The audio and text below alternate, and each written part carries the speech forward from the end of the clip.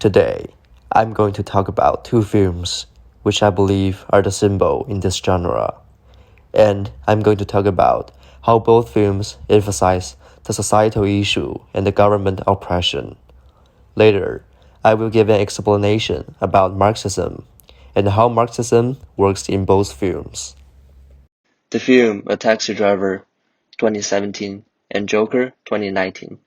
As such films are often considered as a mirror of our society as it realistically reflects upon some current or past aspect of our society.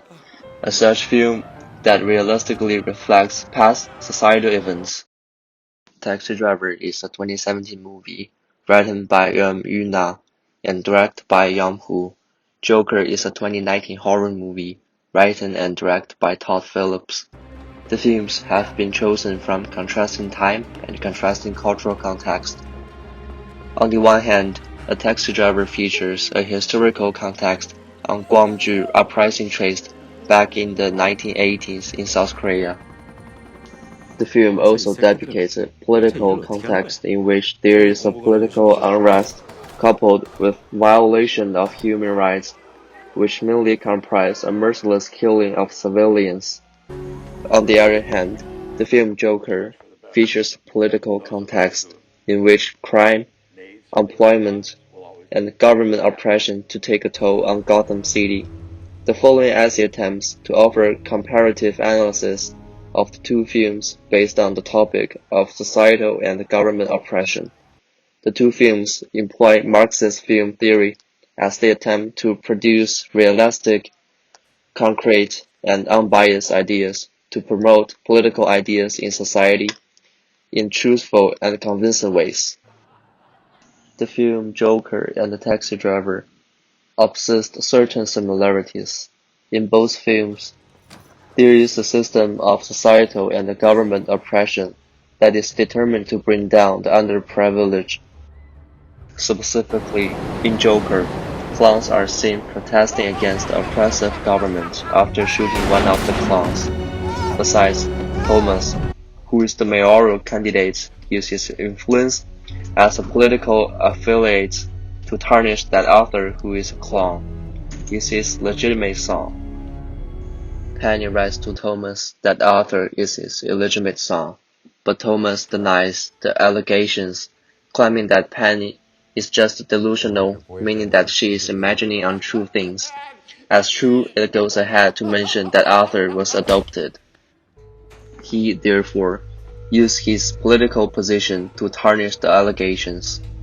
Similarly, in Taxi Driver, there is a political unrest characterized by violent riots and protests. Soldiers are witnessed beating up protesters and aiming guns, and continually shooting civilians mercilessly. In addition, in both films, characters who put in efforts to make the society better are victims of circumstances in politically hostile environments. Specifically, in Joker, Arthur starves to make people around him comfortable by making them happy with his jokes, even amid of the unfortunate psychological disorder that makes him laugh uncontrollably. He lives in a world where all he's doing is trying to fit in. He gets attacked at the subway and ends up with killing two people in self-defense. He is also fed the threat of lies about his biological parents, which turns out the most painful to him as he ends up killing his mother, Penny, in the hospital. Similarly, in A Taxi Driver, the German journalist is viewed to be passionate about filming the protests in Gwangju uprising and eventually find justice for them. The journalist, being a foreigner, is first not allowed to enter the country and therefore falsely presents himself as a missionary. After entering the city, he faced a series of upheavals in the politically hostile environment, on the verge of losing his life in the heat-up riots. Moreover, in both films, there is a kind of oppression perpetuated by the media. For instance, in the film Joker, when Arthur brutally murdered the three guys on the subway that attacked him as a self-defense mechanism. The media immediately frames it that it was not of jealousy of a privilege of the guys that Arthur killed them. It informed the public on the extra situation of the riots and killing at Gwangju in the pursuit of justice. Mansep even believes that the protests were instigated by students who only go to school to protest. The two films, Joker and Taxi Driver, have certain differences. On the one hand, the film Joker, Arthur Claw uses rude means the finding justice of himself, which includes engaging in massive killings. He kills the three men on the subway, his co-worker and friend Randall, his idol Murray, who once aired his routine comedy clips on his show, and his mother to find justice for himself. On the other hand, in the film Taxi Driver, the German journalist is viewed to use peaceful and organized means of finding justice for the oppressive civilians. He only films violence, riots, and the protest, but doesn't engage in any killings. Another notable difference between the two films is based on the true friendship and the betrayal.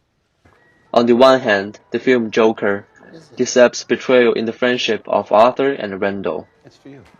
At one point, Randall offers a gun to Arthur for protection from further attacks after the attack by the three men on the subway. Later on, when the gun falls from the Arthur's pocket while entertaining at the children's hospital, Randall denies ever giving him a gun, articulately that Arthur bought it himself. Eventually, Arthur shoots and kills Randall for betraying him.